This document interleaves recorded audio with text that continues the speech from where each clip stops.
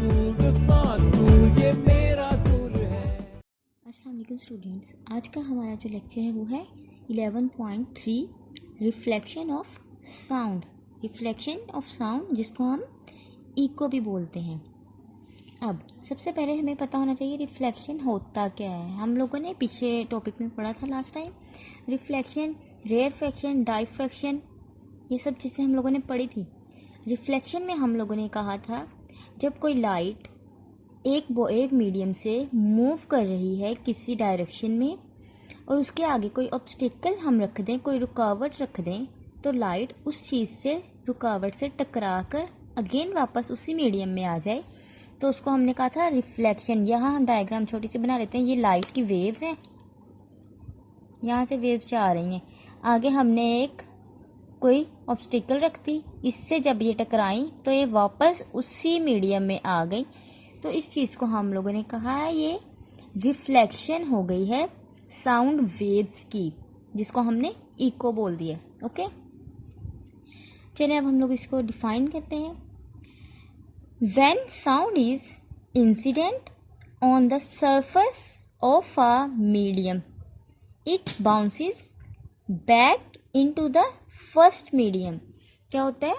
When sound is incident on the surface of a medium it bounces back into the first medium. कि जब sound किसी surface पे incident करता है, fall करता है, तो उस मीडियम से, उस सरफेस से टकराने के बाद वो अगेन अपने फर्स्ट मीडियम में वापस आ जाए, तो इस चीज़ को हम लोगों ने कहा है रिफ्लेक्शन ऑफ साउंड और इको।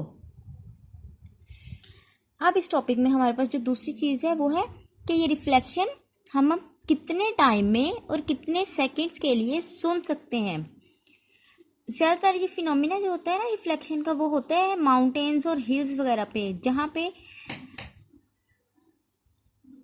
अपर सरफेसेस होती हैं। उस जगह पे जाके अगर आप आवाज़ दें ना किसी चीज़ को, हम लोग किसी भी माउंटेन पे चले जाएं, हिल स्टेशंस पे चले जाएं, वहाँ जाके तो हमारी ही आवाज़ बैक रिफ्लेक्ट करके हमारे पास वापस सुनाई देने शुरू कर देगी।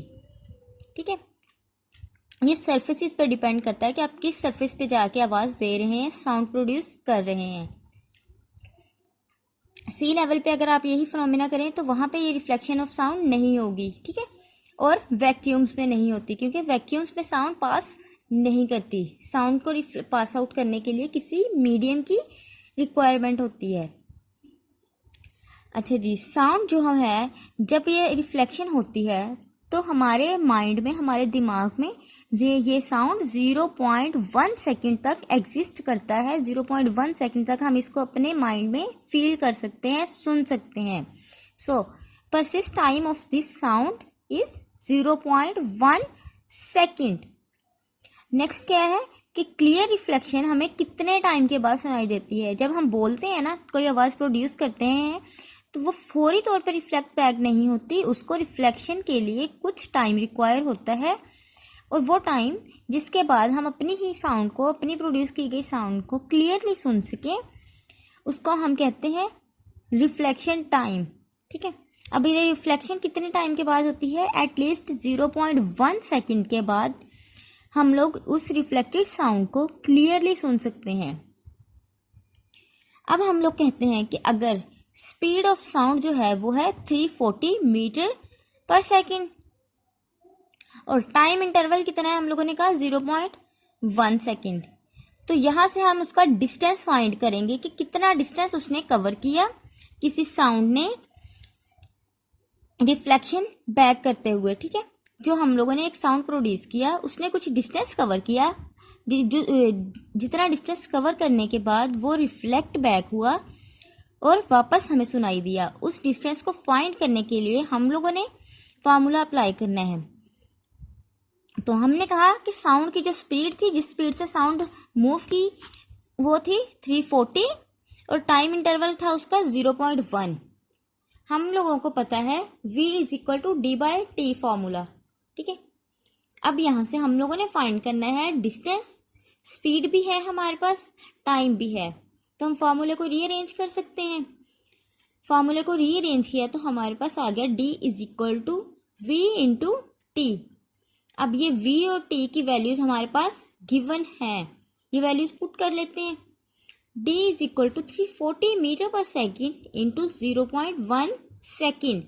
सेकेंड और पर सेकेंड एक दूसरे से कट हो गया, तो 340 को हमने जब 0.1 से मल्टीप्लाई किया, हमारे पास आंसर आया 34 मीटर। इतना डिस्टेंस 34 मीटर डिस्टेंस कवर किया उस साउंड ने, जिसकी स्पीड थी 340 मीटर पर सेकेंड। उसने रिफ्लेक्शन के लिए 34 मीटर डिस्टेंस कवर किया। अब क्या आ जाता है, for distinction of different echoes, किसी भी डिफरेंट इकोज की जो होगी, डिफरेंट साउंड्स होंगे, उनको डिस्टिंक्ट करने के लिए हमारे पास डिफरेंट डिस्टेंसेस होंगे। कोई जो साउंड होगा वो जल्दी रिफ्लेक्ट बैक हो जाएगा, किसी को ज़्यादा डिस्टेंस कवर करना पड़ेगा, तो जिससे उनकी डिस्टिंक्शन हो जाती है कि ये साउंड फलां चीज़ का है, ये साउंड किसी और चीज़ का है। ठीक है, तो वो मिनिमम डिस्टेंस जो होगा किसी दो या दो से ज़्यादा इकोज को डिस्टिंक्ट करने के लिए, वो होगा 17 मीटर।